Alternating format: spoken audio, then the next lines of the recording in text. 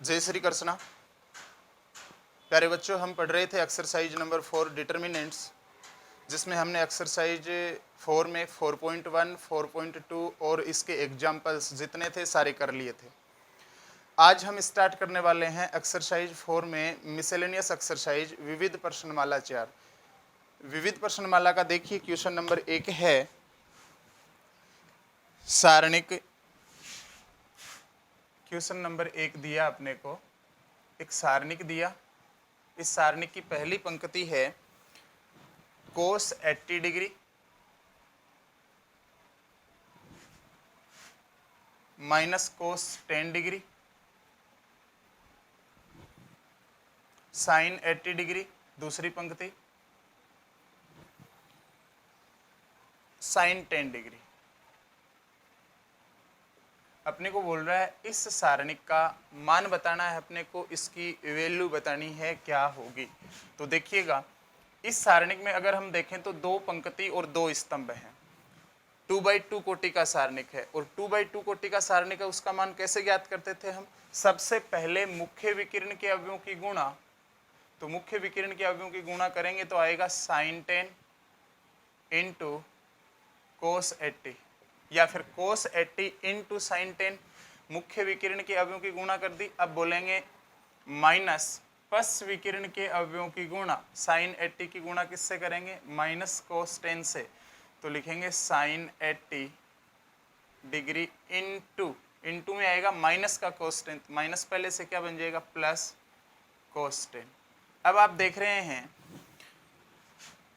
त्रिकोणमिति में एक फॉर्मूला है अपने पास साइन ए प्लस बी का। साइन ए प्लस बी बराबर क्या होता है? साइन ए कोस बी प्लस कोस ए साइन बी।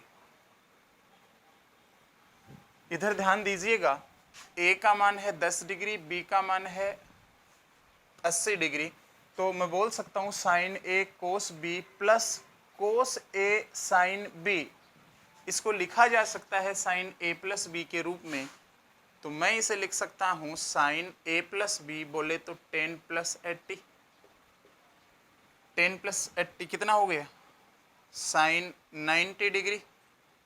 और प्यारे बच्चों, आप जानते हैं साइन 90 डिग्री का मान कितना होता है? 1। तो ये 1 अपना आंसर हो जाएगा। अब देखिएगा क्वेश्चन नंबर 2।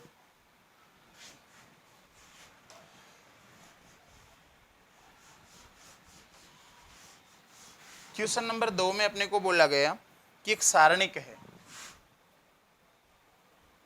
एक सारणिक दिया अपने को। उस सारणिक की पहली पंक्ति है 5, 20। दूसरी पंक्ति है 3, -1।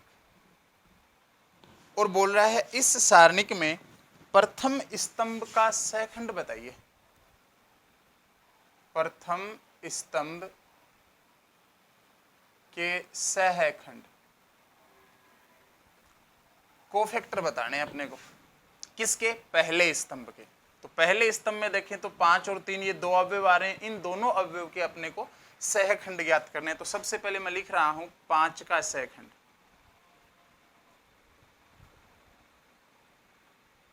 सहखंड कैसे ज्ञात करते हैं ये मैंने इनसे पहले एक्सरसाइज पढ़ी है, कुछ क्वेश्चन बताए हैं।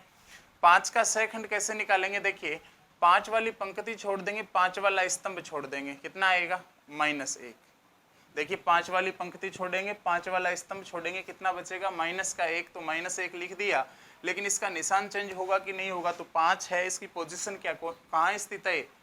पहली पंक्ति और पहले स्तंभ में है। तो 1 + 1 करें तो कितना आएगा? 2। एक इवन नंबर आएगा, और इवन नंबर आए तो कोई निशान चेंज आपको नहीं करना है। उसके बाद में देखिए लिखेंगे 3 का सहखंड। 3 का सहखंड बताएं तो 3 वाली पंक्ति छोड़ दो, 3 वाला स्तंभ छोड़ दो, ये छोड़ दो, ये छोड़ दो, क्या बचेगा? 20। अब निशान चेंज होगा कि नहीं? तो 3 की स्थिति क्या है? 3 दूसरी पंक्ति में है, पहले स्तंभ में है। इन दोनों का योग करें तो क्या आएगा? 3 आएगा, जो कि एक ओड नंबर है। और विषम संख्या यदि आती है तो इसका निशान चेंज करेंगे। माइनस है तो प्लस करेंगे, प्लस है तो माइनस करेंगे। समझ पाए मेरी बात? तो पहले स्तंभ का सेकंड क्या हो गया, -1 और -20, ये अपना आंसर है। ओके, अब देखिएगा क्वेश्चन नंबर 3।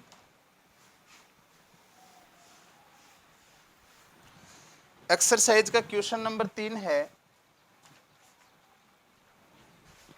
एक सारणिक दिया अपने को,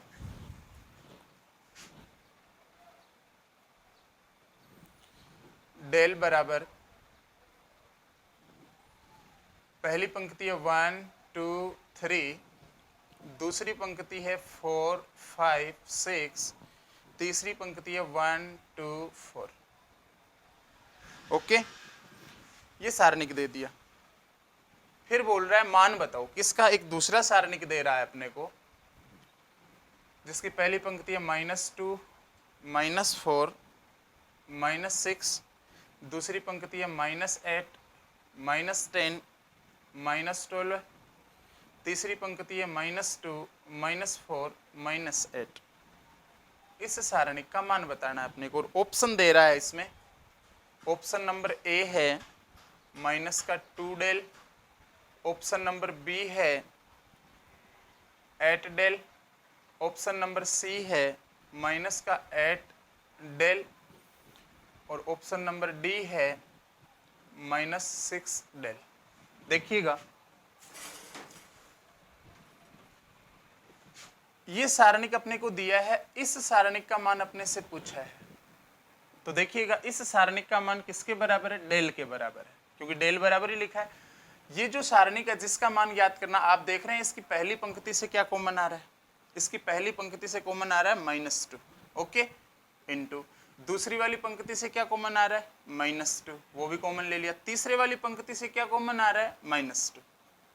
ये कॉमन लेने के बाद में क्या बचेगा, देखिएगा पहली पंक्ति से -2 कॉमन लिया है तो यहाँ बचेगा 1, यहाँ बचेगा 2, यहाँ बचेगा 3, 1 2 3। दूसरी पंक्ति से भी हमने -2 कॉमन लिया है तो ये आ जाएगा 4 5 6। तीसरी पंक्ति से भी हमने -2 कॉमन लिया है तो यहाँ आ जाएगा 1 2, यहाँ आ जाएगा 4। आप देख रहे हैं ये क्या है, ये वही सारणिक है जो अपने को दिया गया था। तो इस सारणिक की जगह क्या डेल लिखा जा सकता है, तो -2 इंटू -2 इंटू -2 कितना हो जाएगा, -8, और इनटू इसकी जगह लिख देंगे डेल, तो अपना आंसर हो जाएगा -8 into del. Option number C answer हो जाएगा। समझ पाइए मेरी बात। अब देखिएगा एक्सरसाइज का क्वेश्चन नंबर 4।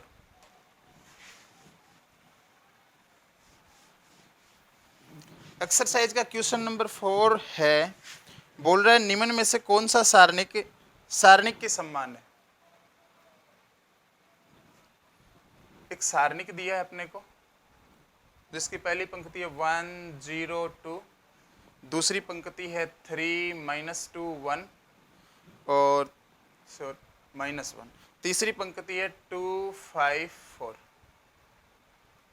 अब ऑप्शन नंबर ए में दे रहा है अपने को क्या सारणिक दे रहा है, -2 5 4 3 -2 -1 1 0 2।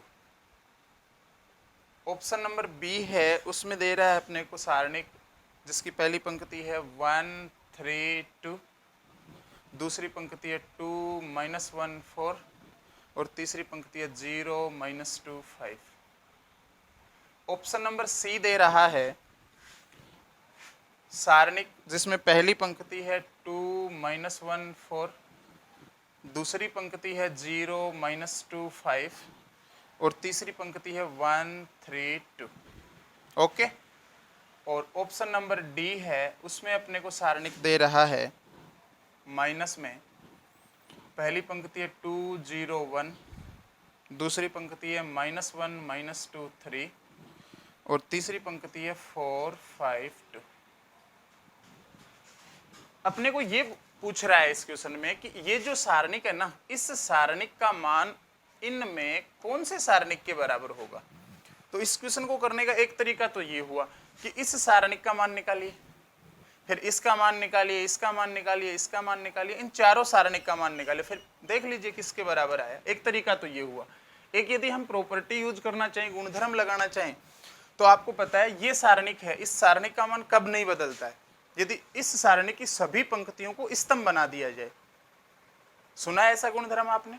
यदि किसी सारणिक की सभी पंक्तियों को स्तंभों में बदल दिया जाए, या फिर यूं कहें सभी स्तंभों को पंक्तियों में बदल दिया जाए, सभी को, तो सारणिक के मान में कोई परिवर्तन नहीं होता है।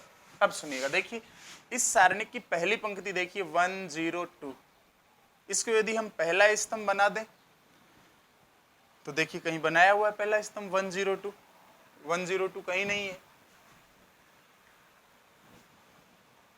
पहली पंक्ति को पहला स्तंभ, दूसरा स्तंभ, तीसरा स्तंभ कहीं बनाया हुआ है? या फिर यूं देख लीजिए आप कि तीसरे वाला स्तंभ है 2 - 1 4, 2 - 1 4 बिल्कुल लिखा हुआ है यहाँ। दूसरे वाला स्तंभ है 0 - 2 5, 0 - 2 5। तीसरे वाला स्तंभ है 1 3 2, 1 3 2। पहले वाले स्तंभ को पहली पंक्ति बना दिया, दूसरे वाले स्तंभ को इसने तीसरी पंक्ति बना दिया। छोड़िए, यहां देखिएगा 2 - 1 4, 2 - 1 4, तीसरे वाले स्तंभ को पहले वाली पंक्ति बना दी, दूसरे वाले स्तंभ को दूसरे वाली पंक्ति बना दी, और तीसरे वाले स्तंभ को तीसरी वाली पंक्ति बना दी। देख रहे हैं आप, तीसरे वाला स्तंभ था, पहली पंक्ति बना दी, दूसरे वाला स्तंभ है, दूसरी पंक्ति बना दी, और तीसरे वाला स्तंभ है, तीसरी पंक्ति बना दी। तो पंक्तियों को किसमें बदल दिया? स्तंभों में बदल दिया। तो इससे सारणिक का मान परिवर्तित होगा? नो, इससे सारणिक का मान परिवर्तित नहीं होगा। तो ये जो सारणिक है, इस सारणिक का मान इस सारणिक के बराबर होगा। इससे हमें मान निकालने की जरूरत नहीं रहेगी। समझ पाए मेरी बात? अब देखिएगा क्वेश्चन नंबर 5।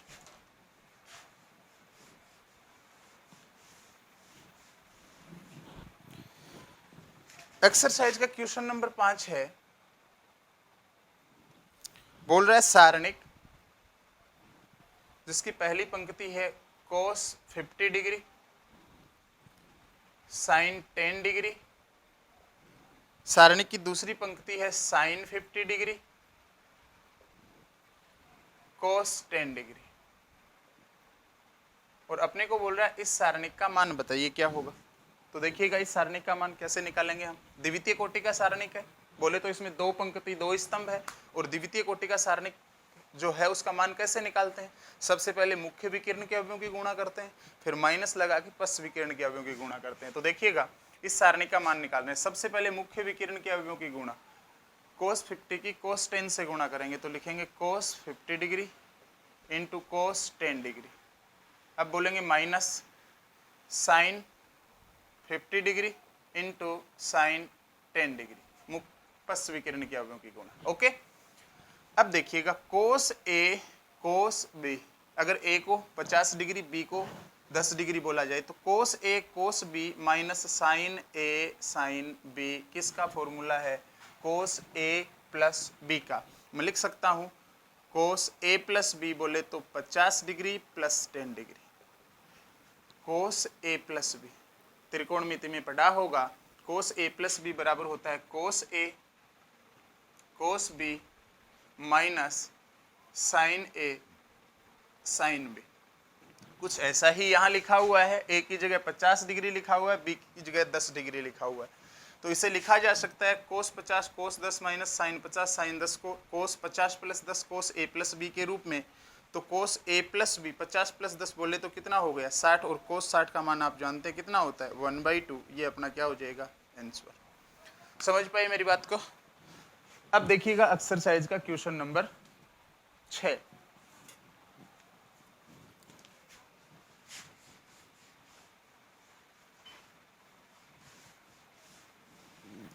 एक्सरसाइज का क्वेश्चन नंबर 6 है, अपने को एक सारणिक दिया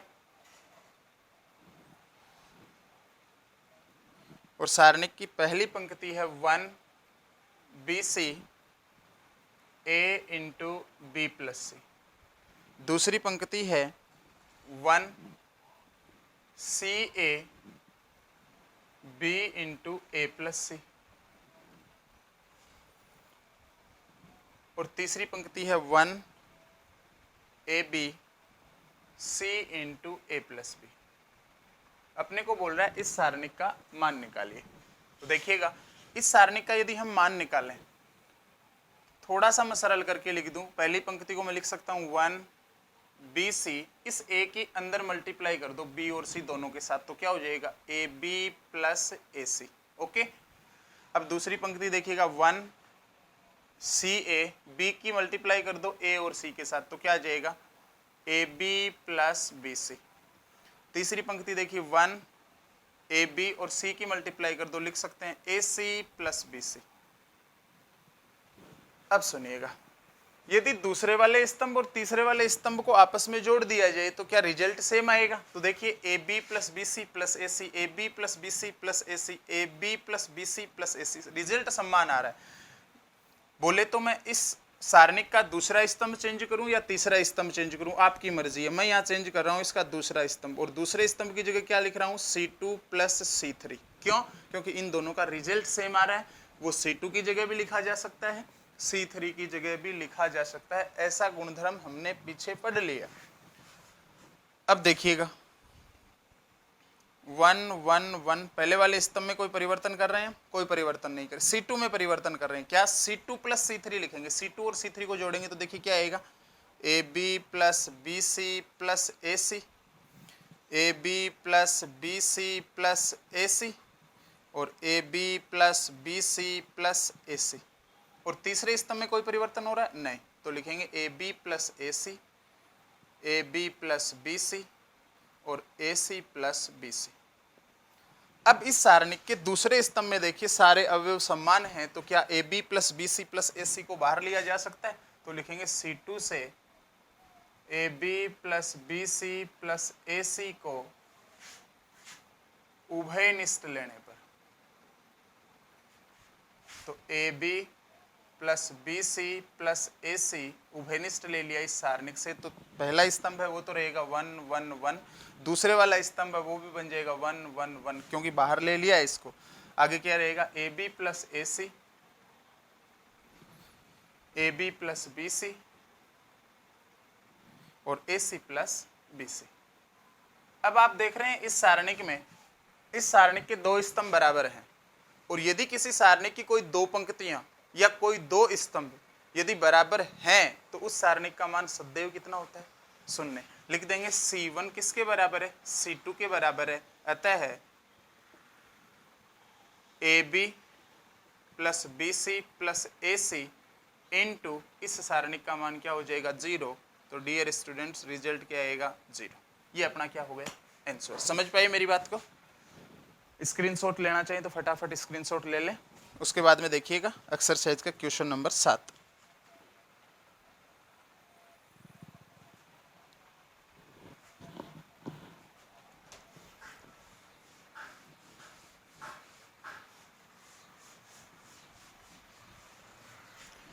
एक्सरसाइज का क्वेश्चन नंबर 7 है, बोल रहा है यदि ओमेगा इकाई का घनमूल है, बोल रहा है ओमेगा इकाई का घनमूल है,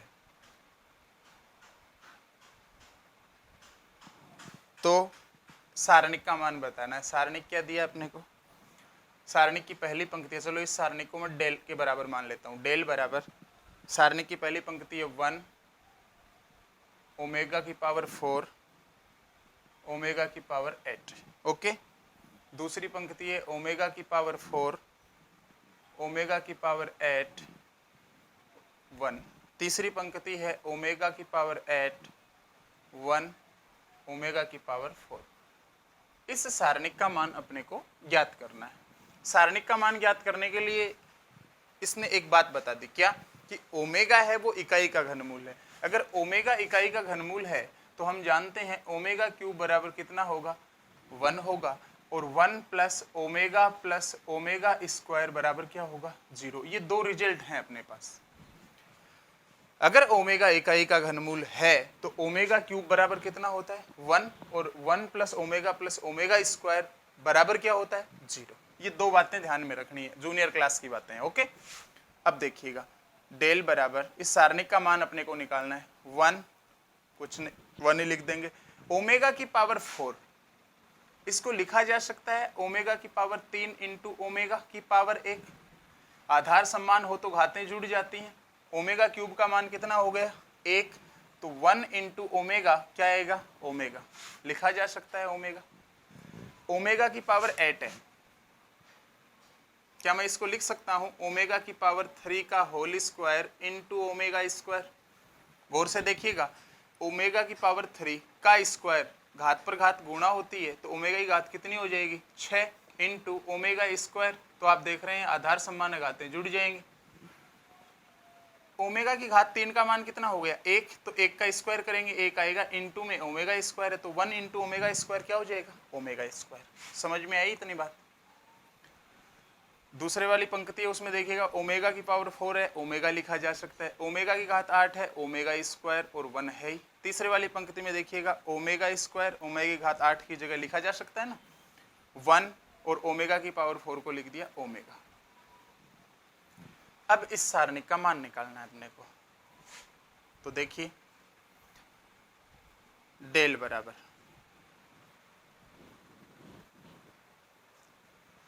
अगर मान लो इसमें हम प्रॉपर्टी लगाना चाहें, आप डायरेक्ट भी मान निकाल सकते हैं, मैं आपको गुणधर्म लगा के इक्वेशन करके बताता हूं।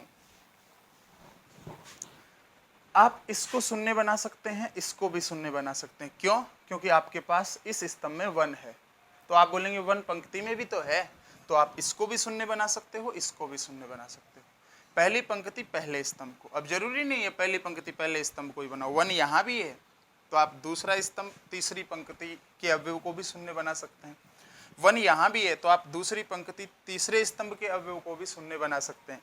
ये 1 यहाँ है पहली पंक्ति और पहले स्तंभ में, तो पहली पंक्ति के बचे हुए 2 अवयवों को शून्य बनाया जा सकता है, या पहले स्तंभ के बचे हुए दोनों अवयवों को शून्य बनाया जा सकता है इसका उपयोग करके।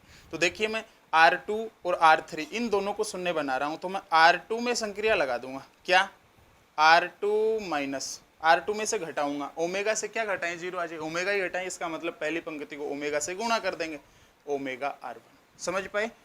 और दूसरी जो पंक्ति है, तीसरी जो पंक्ति है इसमें हम संक्रिया लगा देंगे R3 माइनस R3 से घटा देंगे क्या पहली पंक्ति के अवयव को कितने से गुणा करें ओमेगा स्क्वायर से, क्योंकि ओमेगा स्क्वायर से ओमेगा स्क्वायर घटाएंगे तभी तो 0 आएगा, तो लिखेंगे ओमेगा स्क्वायर R1। अब देखिएगा डेल बराबर, पहली पंक्ति में कोई परिवर्तन नहीं 1 ओमेगा ओमेगा स्क्वायर, दूसरी पंक्ति में परिवर्तन कर रहे हैं R2 minus omega R1, omega मतलब पहली पंक्ति को ओमेगा से गुणा कर रहे हैं और दूसरी पंक्ति में से घटा रहे हैं, तो ओमेगा माइनस ओमेगा बोलेंगे 0, omega square minus omega square 0। देखिएगा ये ओमेगा स्क्वायर है, इससे माइनस करेंगे क्या, इसको ओमेगा से गुणा करेंगे तो ओमेगा स्क्वायर आ जाएगा, यस या नो, ओमेगा स्क्वायर का मान कितना हो जाएगा 0। फिर बोलेंगे 1 माइनस ओमेगा स्क्वायर को ओमेगा से गुणा करेंगे क्या आ जाएगा ओमेगा क्यूब का मान कितना हो जाएगा 1, तो 1 माइनस 1 रिजल्ट क्या हो जाएगा 0। समझ पा रहे हैं मेरी बात? और बाकी तीसरा गुणधर्म, ये तीसरी संक्रिया इसमें लगाने की जरूरत नहीं है, क्योंकि एक दूसरी पंक्ति है जिसके सारे अवयव क्या आ गए शून्य आ गए, तो मैं लिख सकता हूँ ओमेगा स्क्वायर, तीसरी पंक्ति ऐसी की ऐसी 1 ओमेगा। अब लिखेंगे इस सारणिक की दूसरी पंक्ति है उसका प्रत्येक अवयव शून्य है, दूसरी पंक्ति का ये संक्रिया नहीं लगाई हमने, क्यों? क्योंकि सारे अवयव भी 0 आगे, क्या जरूरत थी इसकी। दूसरी पंक्ति के सभी अवयव शून्य, अतः सारणिक का मान क्या होगा शून्य होगा। लिख देंगे डेल बराबर क्या आएगा 0। समझ पाए मेरी बात को या नहीं? अब देखिएगा एक्सरसाइज का क्वेश्चन नंबर 8।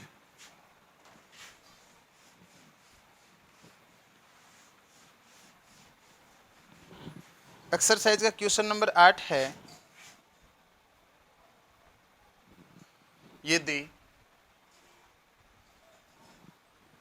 सारणिक जिसकी पहली पंक्ति है 4 1 2 1, इस सारणिक का स्क्वायर किसके बराबर है? सारणिक 3 2 1 x माइनस सारणिक x 3 -2 1। तो अपने को मान ज्ञात करना है x का। अपने को बोल रहा है इस सारणिक का स्क्वायर किसके बराबर है? ये सारणिक और ये सारणिक इन दोनों के घटाव के बराबर है। तो अपने को x की वैल्यू फाइंड करनी है, x का मान बताना है। तो देखिए ये इक्वेशन अपने को बताई, हमें इसको ही सरल करना पड़ेगा। इस समीकरण को सरल करेंगे, रिजल्ट निकल के आ जाएगा, x का मान आ जाएगा। सबसे पहले ये देखिए 2/2 कोटि का सारणिक, इसका मान कैसे निकालेंगे? मुख्य विकिरण के अवयवों की गुणा 4 की गुणा 1 से करेंगे, आएगा 4 माइनस 2 की मल्टीप्लाई 1 से करेंगे 2, और इसका क्या लिखेंगे? स्क्वायर, क्योंकि सारणिक का क्या है? स्क्वायर। तो इस सारणिक का मान निकाल लिया, इतना आया, इसका स्क्वायर करेंगे अब, बराबर इस सारणिक का मान मुख्य विकिरण के अवयवों की गुणा 3x माइनस 1 की मल्टीप्लाई 2 से करो 2, माइनस x की गुणा 1 से करो x, माइनस 2 की मल्टीप्लाई 3 से करो, माइनस का 6, एक माइनस पहले से क्या हो जाएगा? प्लस का 6। अब देखिए 4 माइनस 2 2 का स्क्वायर भी करना है, कितना आएगा? 4 बराबर 3x माइनस 2, माइनस के अंदर मल्टीप्लाई कर दो, माइनस का x माइनस का 6। अब आप देख रहे हैं 4 is equal 3x minus x 2x, minus 2 minus 6 minus का 8, ये लो माइनस का 8, माइनस 8 का पक्षांतरण कर दो 4 की तरफ, तो क्या बचेगा? 2x बराबर आ जाएगा 8 प्लस 4। तो 2x बराबर कितना आया? 8 प्लस 4 बोले तो 12 12। x का मान निकालेंगे तो 2 गुणा में भाग दे दो, 12 में 2 का भाग दे दो, कितना आ जाएगा? 6। ये अपना आंसर हो जाएगा। x की वैल्यू कितनी आ जाएगी? 6। अब देखिएगा क्वेश्चन नंबर 9।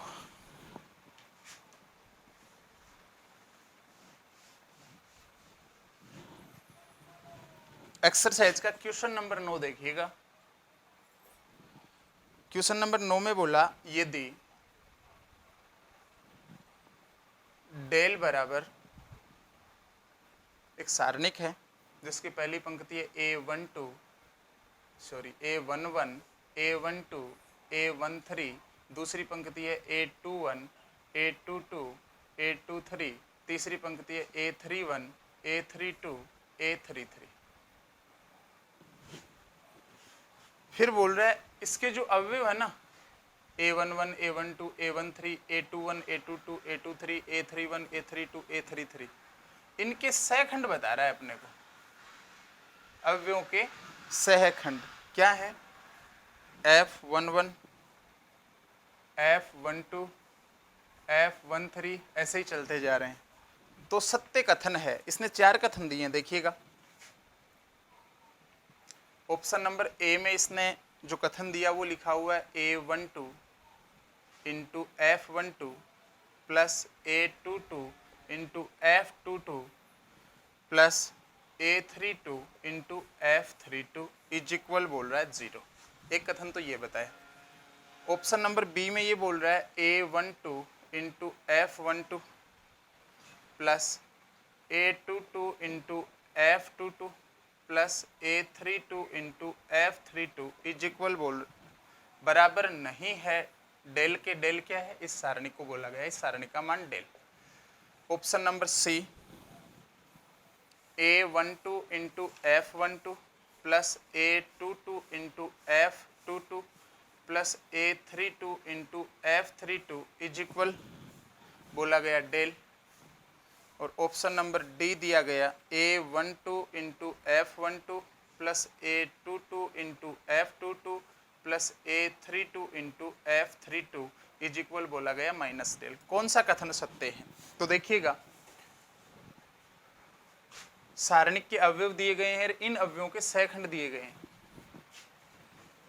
अगले ने बोला क्या कि a12 a22 a32, देखिएगा a12 a22 a32 कहाँ है? दूसरा स्तंभ है ना, ये रहा।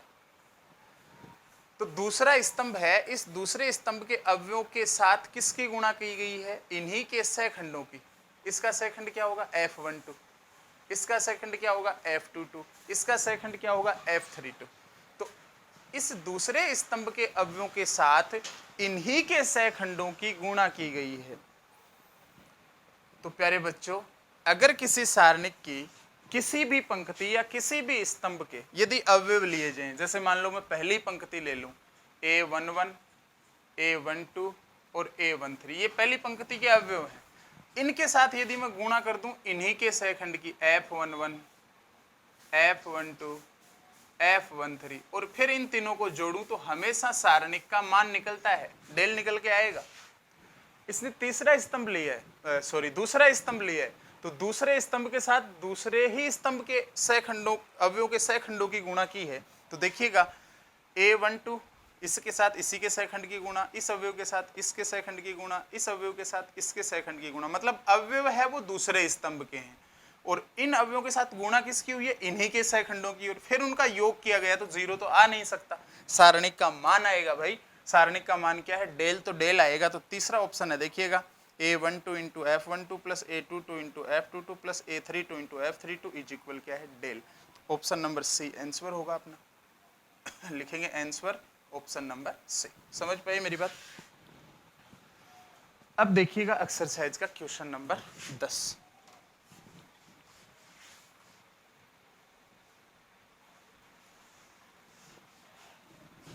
एक्सरसाइज का क्वेश्चन नंबर 10 है, क्या एक सारणिक दिया आपने को, इस सारणिक की पहली पंक्ति है x plus y, y plus z, z plus x.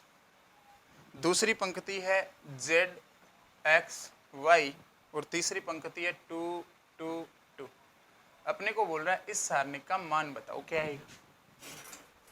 तो देखिएगा x प्लस वाई यदि z जुड़ जाए तो x plus Y plus z बन जाएगा, y प्लस जेड यदि x जुड़ जाए तो ये भी x plus Y plus z बन जाएगा, z प्लस x यदि इसके साथ y जुड़ जाए तो ये भी x plus Y plus z बन जाएगा।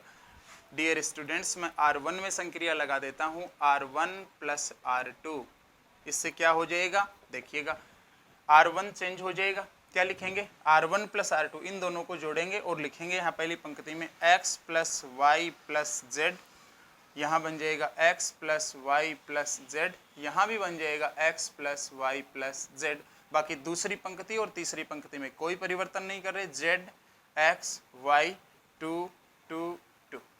ओके, अब देखिएगा पहली पंक्ति से क्या कॉमन आ रहा है, x plus Y plus Z common आ रहा है ना। तीसरी पंक्ति से क्या कॉमन आ रहा है, 2 कॉमन आ रहा है, तो इंटू 2 कॉमन ले लिया। अब देखिए जो बचा वो लिख रहा हूँ, पहली पंक्ति में क्या हो जाएगा 1 1 1, दूसरे वाली पंक्ति में z x y और तीसरे वाली पंक्ति में 1 1 1, क्योंकि इससे भी 2 कॉमन लिया जा चुका। और प्यारे बच्चों, आपने सुना होगा यदि किसी सारणिक की कोई 2 पंक्ति या 2 स्तंभ यदि बराबर हो जाए तो उस सारणिक का मान क्या होता है, शून्य होता है। यहाँ देखिएगा इस सारणिक की पहली पंक्ति और तीसरी पंक्ति R1 किसके बराबर है, R3 के बराबर है, तो इस सारणिक का मान क्या होगा, 0। इसकी जगह आप 0 लिखेंगे तो गुणा में कुछ भी हो रिजल्ट क्या आएगा, 0 बोले तो x plus Y plus z into 2 into 0, result is 0, 0 अपना आंसर हो जाएगा। समझ पाए मेरी बात को। इस वीडियो में बस ये 10 ही क्वेश्चन, मिलते हैं आगे आने वाले वीडियो में, तब तक के लिए जय हिंद जय भारत।